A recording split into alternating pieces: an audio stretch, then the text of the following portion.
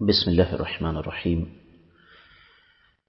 الحمد لله الرحمن خلق الإنسان أنزل القرآن والصلاة والسلام على من أرسله الله بالهدى ودين الحق الداعي إلى الجنة والرضوان.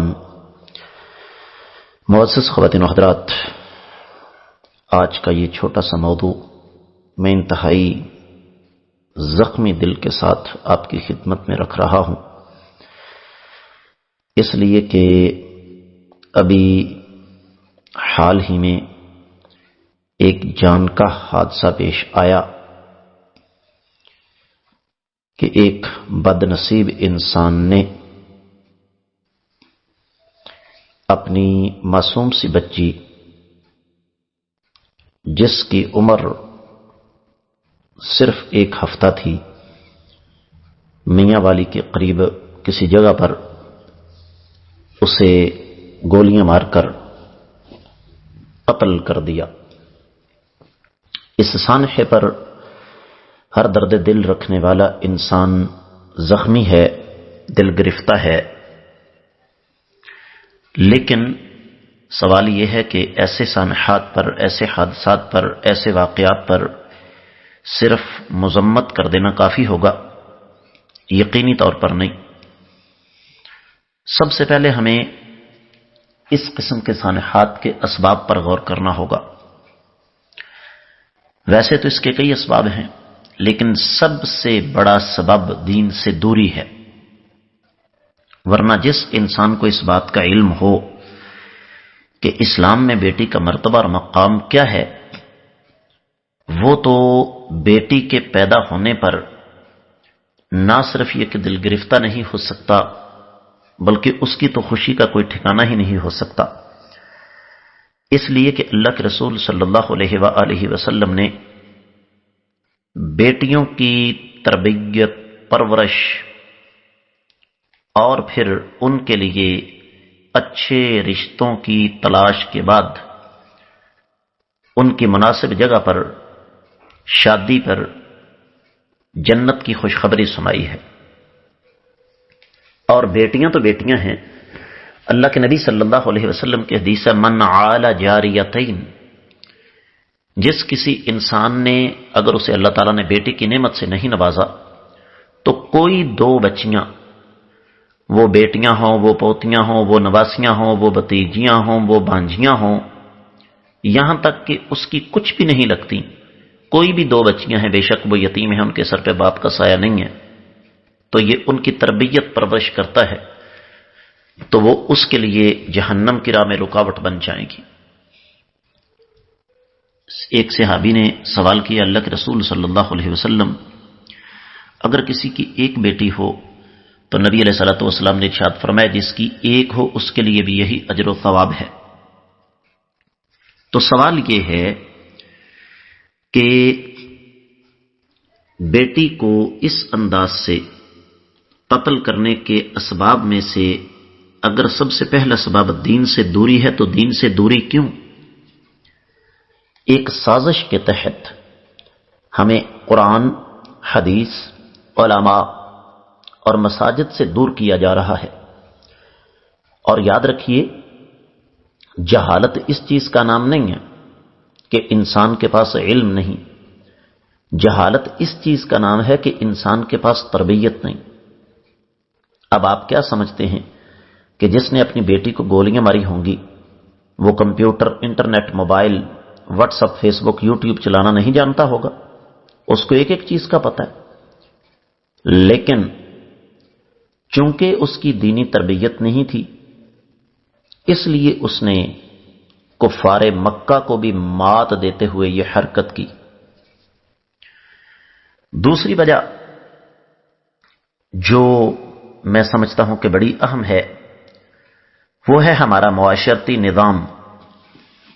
ہمارے ہاں دین اسلام کی جو بنیادی تعلیمات ہیں، ایک سازش کے تحت ہمیں ان سے دور کیا گیا اور مسلسل کیا جا رہا ہے۔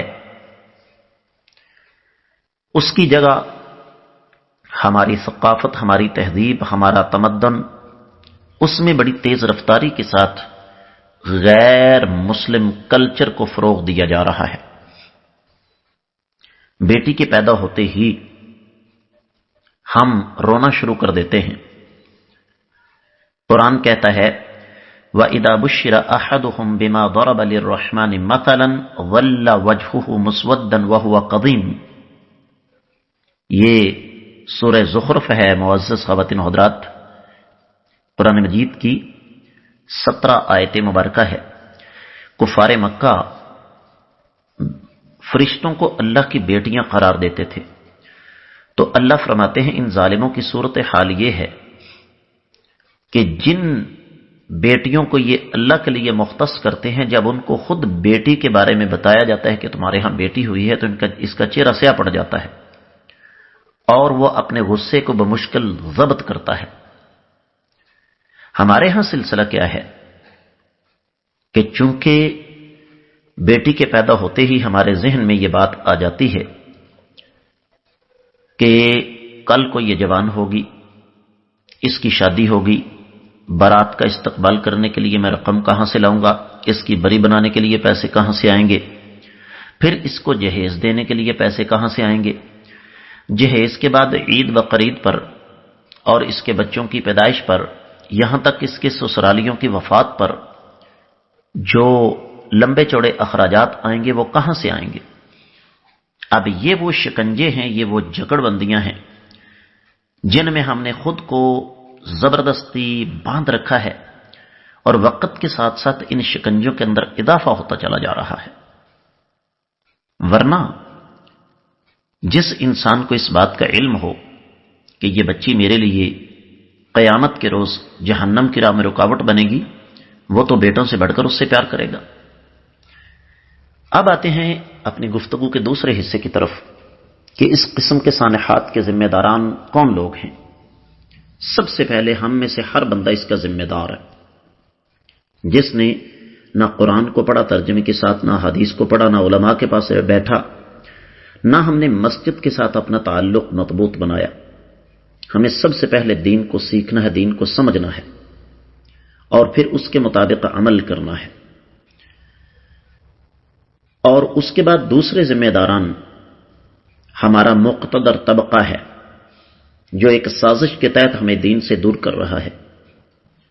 جب ہم دین کے قریب ہوں گے تو یہ مسائل کبھی پیدا ہی نہیں ہو سکتے۔ اس کے ساتھ ساتھ اس میں کسی قسم کا کوئی شبہ نہیں کہ اس قسم کے سانحات کی ذمہ داری کافی حد تک ہمارے حکمرانوں پر بھی عائد ہوتی ہے، جو قوانین بنا تو دیتے ہیں لیکن ان پر عمل درآمد نہیں ہوتا۔ مثلا ایک قانون بنا ہے کہ شادیوں پر 1 ڈش ہوگی، لیکن کیا اس پر عمل ہوا؟ قانون بنا ہے کہ جہیز کا لین دین جو ہے وہ قانونی طور پر منع ہے، کیا اس پر عمل درآمد ہو رہا ہے؟ قانون بنا ہے کہ یہ جو فضول اخراجات ہیں یہ منع ہے، کیا اس پر عمل درآمد ہو رہا ہے؟ تو اس لیے حکمران اس کے کافی حد تک ذمہ دار ہیں۔ آخری بات یہ کہ ہم سب کو اللہ تعالیٰ سے ڈرنا چاہیے، اور اللہ تعالیٰ سے ڈرتے ہوئے ان تمام تر جو مسائل ہیں ان کے حل کے لیے اللہ اور اللہ کے رسول صلی اللہ علیہ وسلم کی طرف رجوع کرنا چاہیے۔ یاد رکھیے، جس مسلمان کے دل میں ذرہ برابر بھی اللہ تعالیٰ کا ڈر اور خوف موجود ہے، وہ دین کو سیکھے گا، وہ دین کو سمجھے گا، وہ دین کے مطابق عمل کرے گا۔ شاعر نے کہا تھا، عزت ہے محبت کی قائم اے قیس حجاب محمل سے، محمل جو گیا عزت بھی گئی، غیرت بھی گئی، لیلا بھی گئی۔ جب ہم اللہ تعالیٰ کے دین کو چھوڑ دیں گے تو پھر ہمارا معاشرہ انسانی معاشرہ نہیں رہے گا، بلکہ حیوانوں کی اماج گاہ بن کر رہ جائے گا۔ اس لیے ہمیں اللہ تعالیٰ کے دین کی طرف رجوع کرنا ہے تاکہ اس قسم کے سانحات سے مستقبل میں محفوظ رہ سکیں۔ اللہ تعالیٰ کی بارگاہ میں دعا ہے کہ رب کائنات ہمارے حال پر رحم فرمائے اور ہمیں زیادہ سے زیادہ دین کو سیکھ کر، سمجھ کر عمل کرنے کی توفیق مرحمت فرمائے۔